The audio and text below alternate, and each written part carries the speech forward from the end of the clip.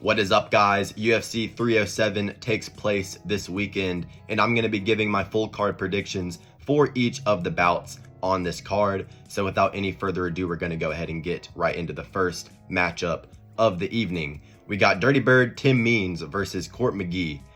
I'm going to pick Tim Means here to get it done by decision. I think this is going to be kind of a slower paced fight between these two older fighters here. Neither of them push a super heavy pace, especially at this point in their careers. But Court McGee, took a loss last time out to Alex Morono, which isn't a good look. Alex Morono looked really bad in his last fight versus Nico Price. And Tim Means, got knocked out versus Uros Medic in his last fight. But Medic, he's a guy that's in his prime, has a lot of knockout power, and that's a more difficult matchup for Tim Means than Court McGee here. I think Tim Means will be able to just keep it on the feet, use long rangy strikes, and just outpoint him over the course of 3 rounds here.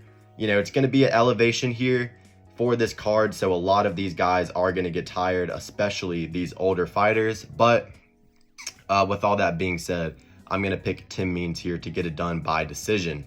Nice little battle of old heads to start out the card. Next fight on the card, we got OSP versus Ryan Spann. I'm going to pick Ovince St. Preux here. Ryan Spann is just not a guy I like to pick whatsoever. I picked against him last time out against Bogdan Guskov, and Guskov absolutely chinned him. Before that, lost to Anthony Smith, which is a horrible look as well. Ryan Spann, he's just the type of guy that doesn't have a game plan, really doesn't stand out in any realm of MMA, does have some pop in his hands, but, just isn't very accurate, doesn't mix up his shots very well, and, just goes in there, like I said, without a game plan, just hoping to land something big, hurt his opponents. And, other than the Dominic Reyes win, hasn't really been too impressive. And Ovince St. Preux, of course, is like Russian roulette. You never know if he's going to win and look horrible, or if he's going to somehow pull it out of the hat and get a win like he did last time versus Kennedy Nzechukwu. But he looked really good in his last fight versus Kennedy. If he looks anywhere similar here to the way he did in his last fight, I think he has everything it takes to beat Ryan Spann. I think he's going to have more volume on the feet. I think he's going to be able to leg kick Ryan Spann. Ryan Spann doesn't really throw many leg kicks. I mean, he fought Anthony Smith and threw like 3. So that shows the low fight IQ. That shows the ability to just not make adjustments, or the lack thereof ability in terms of making adjustments. And Ovince St. Preux, super experienced veteran, I think can go out there and get the job done here, as long as he just doesn't look completely washed. But I just can't pick Ryan Spann, no matter who he's fighting, realistically. Give me Ovince St. Preux by decision here. As long as his chin can hold up, because he has been chinned a lot, has taken a lot of damage, but I just don't rate Ryan Spann enough to trust him to even get a win here over OSP. Next fight on the card, we got Alexander Hernandez versus Austin Hubbard. This is an interesting fight here. Alexander Hernandez, in my opinion, is the better fighter on paper, but he just always seems to find a way to lose. I mean, even last time out versus Damon Jackson built like a substitute math teacher, just outpointed Alex. Alex Hernandez just doesn't have a good gas tank whatsoever, does get tired a lot.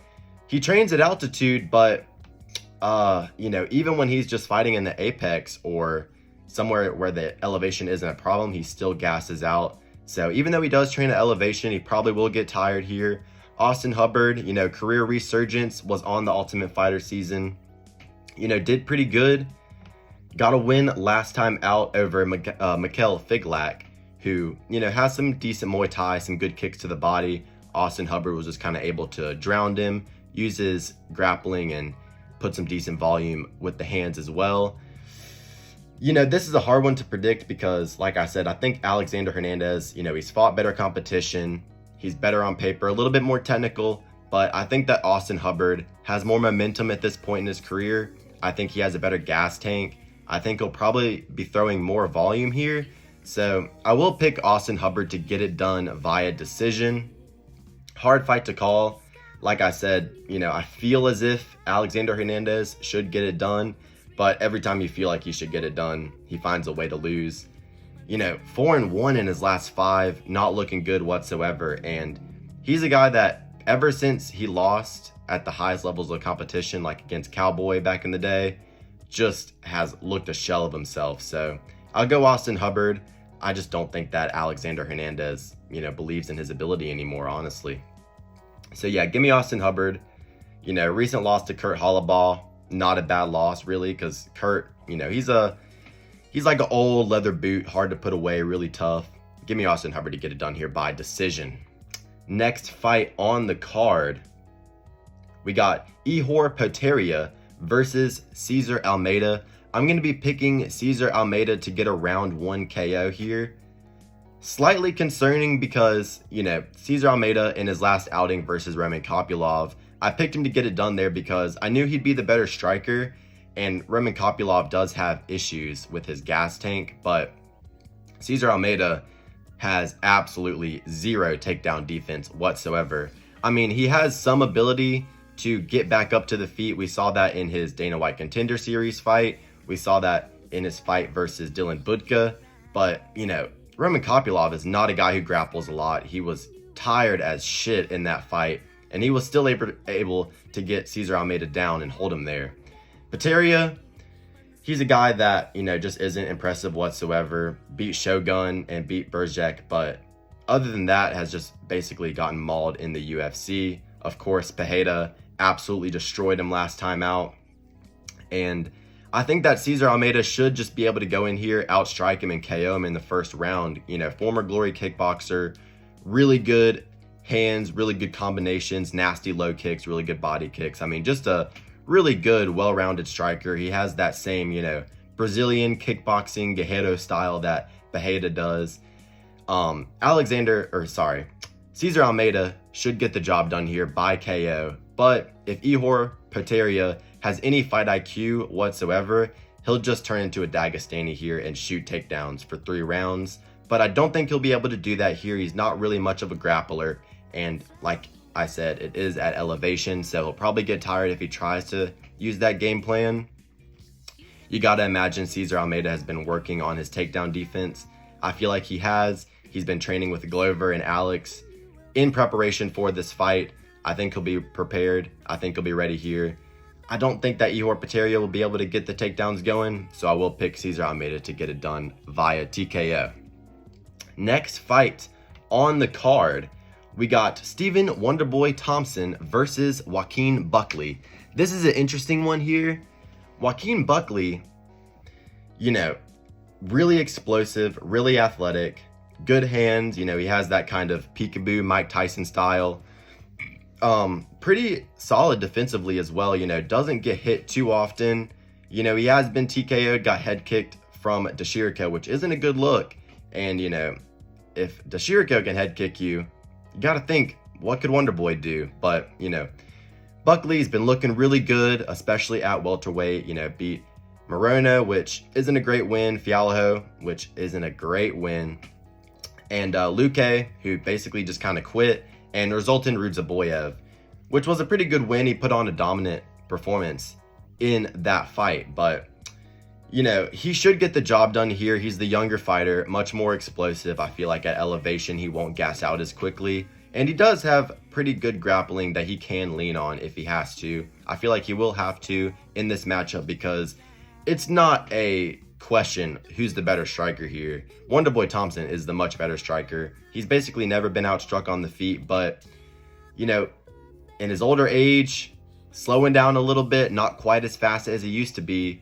He was getting tagged up a little bit by Kevin Holland in those first 2 rounds before Holland, really started to fade from those body kicks to the liver. Of course, Stephen Thompson has the potential here to just outstrike Joaquin Buckley and masterclass him the same way he did against Jeff Neal. But that was 4 years ago. That was in 2020. This isn't 2019. This isn't 2018 anymore. You gotta pick Joaquin Buckley here in this fight to get it done. Like I said, not a confident pick. Joaquin Buckley's level of competition hasn't been high whatsoever, but Stephen Thompson is out of his prime.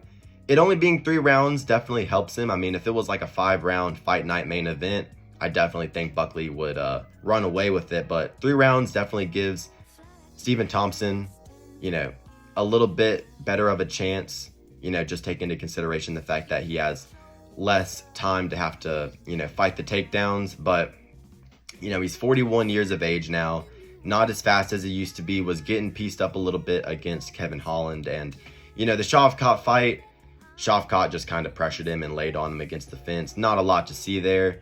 Joaquin Buckley doesn't really pose any type of submission threat, so Wonderboy won't have to worry about that. But I'll pick Joaquin Buckley to get it done here via 29-28 decision. I don't think he's going to make it look as easy as some people think he is going to. I think Wonderboy actually will show a good version of himself. I think he'll land some pretty good shots. I think he'll even win the first round, but I think, all the momentum's on Buckley's side. Younger, much more explosive, super athletic. Even though he's been KO'd by Dashirka with the head kick, Chris Curtis, Kevin Holland, I don't think that Stephen Thompson really has a ton of pop in his hands at this point in his career, especially to be able to just instantly KO Buckley with one shot. I'll pick Joaquin Buckley here to get it done via decision. It could be a 3rd round TKO, but I just don't see him getting Wonderboy out of there. So that's my pick for that fight. Give me Buckley via decision. A lot of decisions here on this card, in my opinion. I think that the only TKO we'll see on the prelims might be Cesar Almeida. But yeah, give me Buckley by decision. Next fight on the card, Kevin Holland versus Roman Dolidze. This is a weird one because I hate picking both of these fighters. I don't like picking either of these guys whatsoever because they're super inconsistent, and this is at elevation, and both of these guys have questionable gas tanks. Kevin Holland, he's the type of guy where, he can get held down pretty easy. We saw that in the Vettori fight. We saw that in the Brunson fight. That's not a good look for him whatsoever. Dolidze does have decent grappling, but he's more of a submission guy, not really a guy that's going to shoot a takedown on you and just hold you down really easily. Dolidze, slow, cumbersome on the feet, uncoordinated. I think that on the feet, Kevin Holland is going to be a lot slicker, a lot faster, landing that piston, straight right on the chin of Roman Dolidze. Roman Dolidze was getting pieced up by Mavov, who was a lot better than Kevin Holland, granted, but, he got stunned badly in that fight versus a Mavov. The chin looked poor in that fight. Kevin Holland, of course, has knockout power, has some submissions in his back pocket, but I don't see him submitting Roman Dolidze here.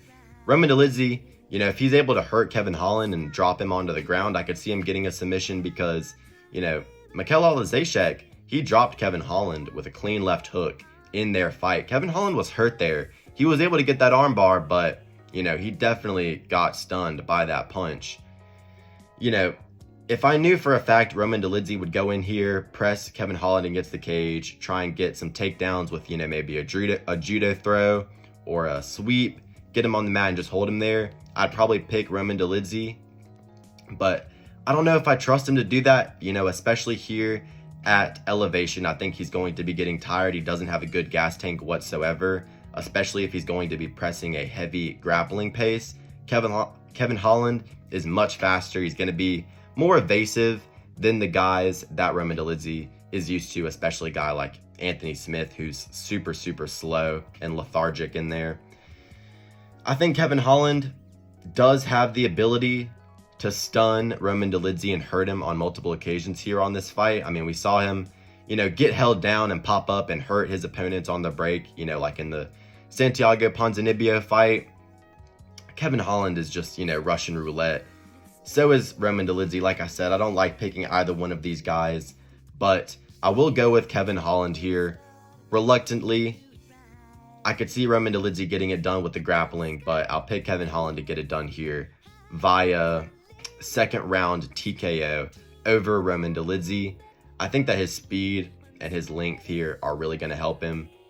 He just needs to avoid the grappling, which I don't trust him to. Not going to be betting on this fight whatsoever, but I'll pick Kevin Holland here to get it done by second round TKO. Kayla Harrison is going to destroy Ketlen Vieira. Not much needs to be said about that whatsoever. No need to dig into the stylistic matchup whatsoever. Kayla Harrison is roided to the gills, and she's going to beat everybody in her path. Next fight on the card, we got the King of Rio, legend of the sport, Jose Aldo, coming back for his second fight of this, second bantamweight career run he's had since coming back from retirement, facing Mario Bautista here. I'm going to pick Jose Aldo. I picked Jose Aldo to beat Jonathan Martinez. Went out there and made it look easy, 30-26. Absolutely schooled him.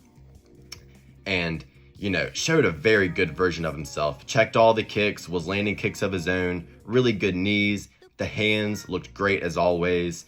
Was landing his classic liver shot to the body. Hurt him really badly in the third round with a good hook upstairs to the chin.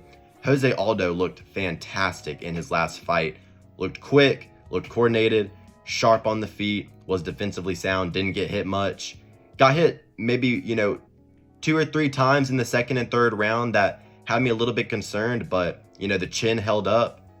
He hasn't taken a bad knockout in a few years now, which I like for him here in this matchup. And he was an underdog in that fight versus Jonathan Martinez. Bet him at plus 135. I bet him here at plus 130. And I'm confident he gets the job done here over Mario Bautista. Mario Bautista, he's okay. He's a guy that can use volume, mix in some takedowns. But look, it comes down to this. You're not going to take Jose Aldo down. You're just simply not going to do it. Jose Aldo, basically has the best takedown defense in UFC history, apart from maybe a Robert Whittaker. But I think that a consensus pick for best takedown defense in UFC history, Jose Aldo is right up there. He's the best, if not definitely top 3, for sure. You're not going to be taking Jose Aldo down. He's not a very impressive grappler, Mario Bautista. So he's not going to be able to impose any type of grappling against Jose Aldo here. Fact. Who's the better striker? That's what it comes down to here. And if you think that Mario Bautista is a completely proven better striker than Jose Aldo, I would have to ask you why. Ricky Simón isn't good, at all. And that was Mario Bautista's last win. He's been knocked out by Trevin Jones. You think that a guy who has been stopped by Trevin fucking Jones, the guy that isn't even in the UFC anymore, is going to beat a top 10 ever mixed martial artist on the GOAT list? Give me a fucking break. I don't know what the goddamn odds makers were thinking here. Jose Aldo as an underdog. I can get it partially because he is 38 years of age. It is an elevation. You got to worry that, the older guy here might slow down a bit.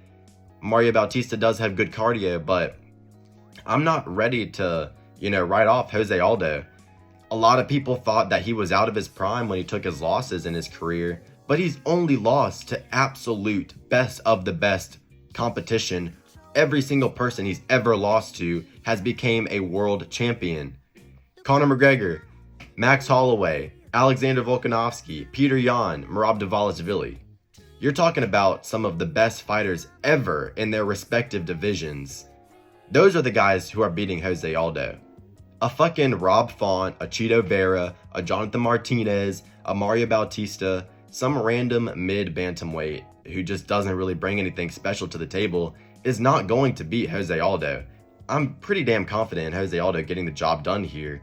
Unless he shows up to this fight looking 5 years older than he did in May, I don't see him losing. I just don't see him losing. I think he goes out there and, gets a third round TKO over Mario Bautista. I think he can stop him. Like I said, Mario Bautista been KO'd by Trevin fucking Jones. 31 years of age. It's not like Mario Bautista is some spring chicken who's some super dangerous contender who's been knocking everybody out like a Peyton Talbot. This isn't a fucking Peyton Talbot. This isn't Song Yadong. This isn't someone with, one-shot KO power and an iron chin who is just going to be able to march Jose Aldo down. Jose Aldo is a huge bantamweight.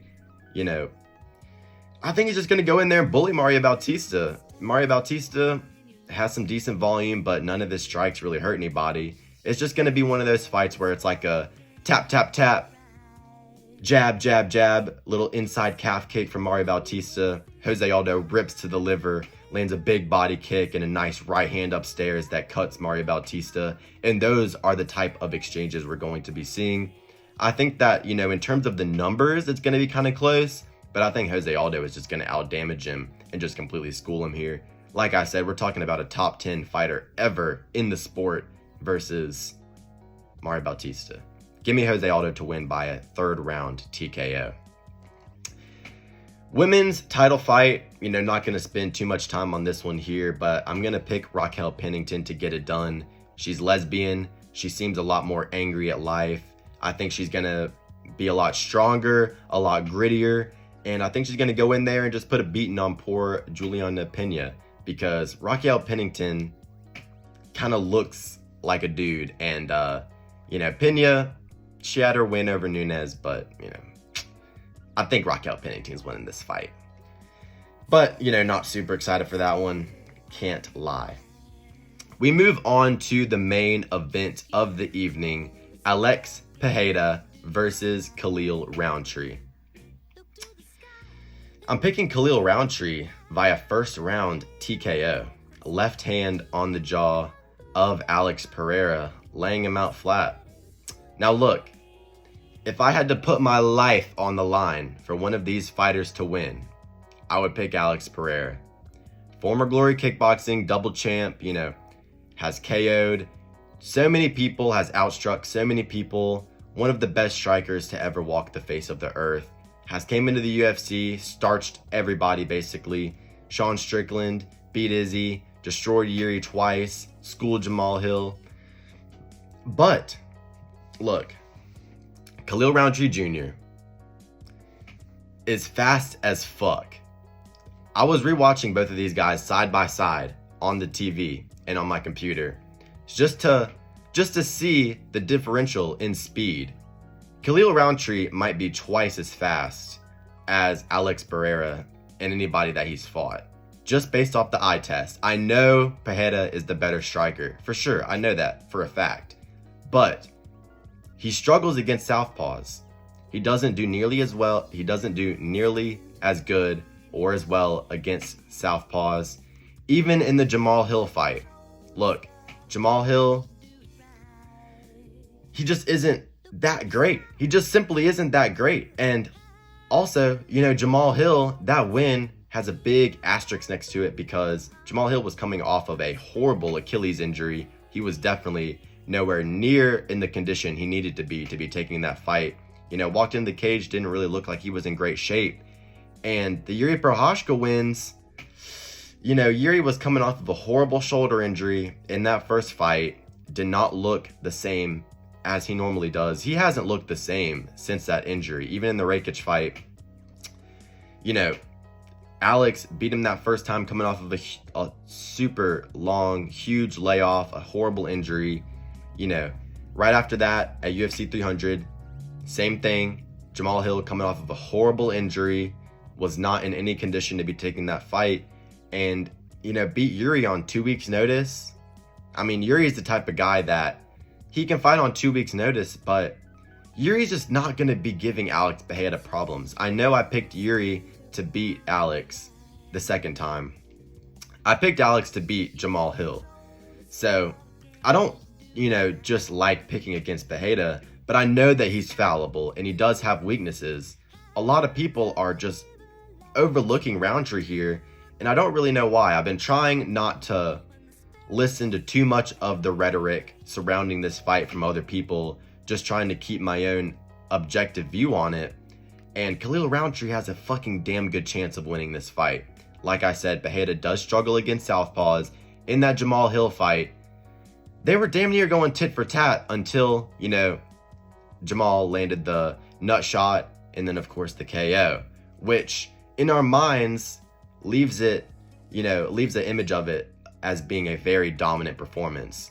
Don't get me wrong, Pereira, he knew what he was doing there. He was making his read, but he's not going to be able to just tee off on southpaws as easy as he is against an orthodox fighter. Even in the 2 Israel Adesanya fights, Pereira got hit a lot when Izzy was in southpaw. Pereira doesn't get nearly as many strikes off against the southpaw. His leg kicks are a lot harder to land. he has to land them, on the outside, which he doesn't like doing as much. He likes the, that classic right calf kick that he likes to throw. Throws a lot of the left ones against southpaws. Isn't able to get the jab going as much. Whenever he fights a orthodox fighter, we saw it in the Sean Strickland fight, he threw, 3 times as many jabs in that fight as he did against Jamal Hill. He's a lot more hesitant against southpaws, and Jamal Hill is sluggish as fuck on the feet compared to Khalil Rountree. When they were originally scheduled for 303, I was damn confident in Khalil Rountree beating Jamal Hill. Because Jamal Hill, he's not a guy with the one-shot KO power that Khalil Rountree has. He's a guy that has to really load up a ton of volume on you like he did against Thiago Santos. I mean, he didn't even flatline Thiago Santos. He just kind of wore on him and took him out with volume. Landed the kitchen sink on Glover Teixeira and wasn't able to stop him. We're looking at a Jimmy Crute KO for a one-shot knockout for Jamal Hill. And he just is not nearly as fast as Khalil Rountree, not as defensively sound, in my opinion, and his leg kick game, defensively and offensively, is nowhere near as good. So, just breaking this down, top to bottom, with the hands, Pereira, he's open on the feet, does get tagged. The chin isn't as much of a concern at 205 as it was at 185. I think Pereira takes a much better shot at 205 without the weight cut compared to 185, but he does get hit. And Khalil Rountree, he lets off hand combinations like a motherfucking just savage, just like an absolute marauder. Swings big, meaty shots, fast as fuck, powerful as hell. And, I could see Pereira going for a leg kick and Khalil Rountree timing it, intercepting him, and landing a big left hand, similarly to how he did versus Gokhan Saki. With the hands, I think Khalil Rountree is going to be a lot faster. Don't get me wrong, Pereira is going to be able to set traps. He's going to have the reach advantage. He's going to be landing the jab. The left hook, of course, is going to be landing. So, Khalil's going to have to watch out for that absolute death touch left hook. In terms of the kicking game, Alex Pereira does not do nearly as well kicking against southpaws. I think that the leg kick battle here is going to kind of negate, because Khalil Rountree, he is pretty good at checking leg kicks when it's a guy that isn't just completely spamming him with the hands. Jacoby landed a good amount of leg kicks on him, but Jacoby, he fought a weird fight in that fight. I'll speak about that matchup here. But I think that here in a second, but I do think that Khalil Rountree is going to be able to check a lot of the leg kicks. I think he's going to be landing a lot of his own. And, I think Pereira is going to start trying to push the envelope a little bit, try and crowd him up. And I could see Khalil Rountree landing a big counter. I've rewatched a lot of Khalil Rountree's fights. Of course, we all saw him Bangkok ready against Eric Anders. Looked great in that fight. If he shows up, a similar version of himself here in this fight, I think he can get the job done. But I am going to be picking him to get it done by round 1 KO. You look at the fight he had against Gokhan Saki, who was a former K1 Glory Kickboxing legend champion, similar to Alex Pereira, similar style as well to Alex Pereira. And, Khalil Rountree does good at countering guys when they're throwing leg kicks. Gokhan Saki threw an outside left leg kick, which Alex is going to be going for here in this fight for sure. And Khalil Rountree landed a big left hand right on the chin and flattened him. I could see something very similar happening here in this fight. And I know that Gokhan Saki, he's not as good as Alex Pereira at that point in his career compared to Alex at this point in his career. But let's not act like Alex isn't getting older. He's getting up there in age, 37 now.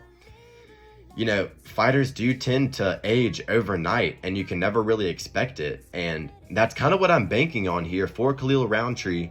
Alex Pereira getting on up there in age, I'm kind of going to be banking on him looking older and slower here in this fight. Like I said, just base level, Alex is the right pick, but Khalil Rountree definitely has a chance here in this fight. Alex Pereira is a heavy favorite, like minus 500. Just thinking about that in terms of probability, that basically means it's a 75% chance of him winning this fight. I think it's more of a 50-50 than people think. Alex Pereira, like I said, he is fallible. He does leave himself open in certain circumstances. Khalil Rountree as a southpaw, I was mentioning this before the UFC 300 main event. I was calling this shot for Jamal Hill. He never threw it, never landed it, but if Khalil Rountree, when Alex goes for the jab to the body, he's super open for a left high kick, especially from a southpaw. If Alex goes for a jab to the body and Khalil can whip a nasty, super quick left high kick, I think he can knock him out with that as well. So those are two openings that I definitely think will be there for Khalil Rountree, you know, as he takes the outside left kick, counter with a big left hand, just step in on it hard, and, you know, when Alex goes for that jab to the body, throw a nice left head kick. I think those are two options that Khalil Rountree could definitely go for here and have success with. You know, of course, Alex Pereira is most likely going to KO him with a left hook, but I'm kind of going to be hoping for a fluke here. Not hoping, because I do like Alex Pereira. I'm a huge fan of both of these guys, and I think this is going to be a pretty back and forth fight. I think it's going to be more competitive than a lot of people think, and I actually think it's going to go a little bit later into the first round. You know, I think it's going to be, you know, like a last minute, you know, 4 minutes and 30 seconds into the round. Pereira's kind of chilling, thinking he got it done. Throws a left leg kick. Khalil starches him. You know, it's going to be a really interesting fight here. Muay Thai versus kickboxing. I'm looking forward to it. Of course, Khalil Rountree does struggle, you know, with the range, and Pereira's going to have the range on him here. You know, you look back at his fights versus former Glory kickboxers, like I've been mentioning.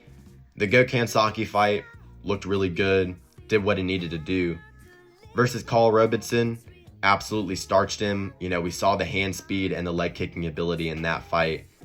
The hand speed's going to be an issue for Pereira, guaranteed. And in the Dustin Jacoby fight, that was a very close fight. A very close fight. A lot of people think of it as a robbery, and I could definitely see it going both ways, but I rewatched that fight like 3 times, and Khalil Rountree, I think he won the first and the third round. The second round was a dominant round for Jacoby, but that kind of just skews your view of the fight instead of scoring it round by round, just because cumulatively it does look like Jacoby's getting the best of him. But, I mean, look at him when they're getting their hands raised. Jacoby had cuts all over his face. He was bleeding. He was hurt. Khalil Rountree looked like he just got out of fucking bed. He was chilling. You know, didn't take any damage in that fight, and he was landing good elbows, good knees to the head, good fucking combinations with the hands, good left hands just right on the nose of Jacoby, and he did really well with those attacks in the first and the third round. So, you know, people are quick to scream robbery there. I don't think it was a robbery. It could go both ways, but, you know, I'm favoring Khalil there just based off of significant strikes and damage. You know, 3 little pepper jabs to the nose. I mean, look, the shots that Dustin Jacoby was hitting Khalil with in that fight were little fucking tip-tap feathers, dude. Those shits weren't hurting nobody. They weren't scoring for shit. Khalil Rountree's leg kicks in that fight were doing much more damage than any of the hand combinations that Dustin Jacoby was landing. Let's just be honest. And, you know, Pereira, he's not a guy that's going to go in there and jab, jab, jab, right hand, hold your hands, another jab, uppercut. He's not going to be going in there landing, you know, super quick hand combinations. He's a guy that goes in there landing big shots, big impactful shots that he's planning out in advance, setting up. And that's a guy that I think Khalil Rountree can have more success with. I think that if he just stays composed early in the fight, doesn't let the moment get to him, doesn't take a left hook to the chin and get KO'd, I think he can get the job done here. So, you know, it's a fluky call. Like I said, Pereira should win this fight.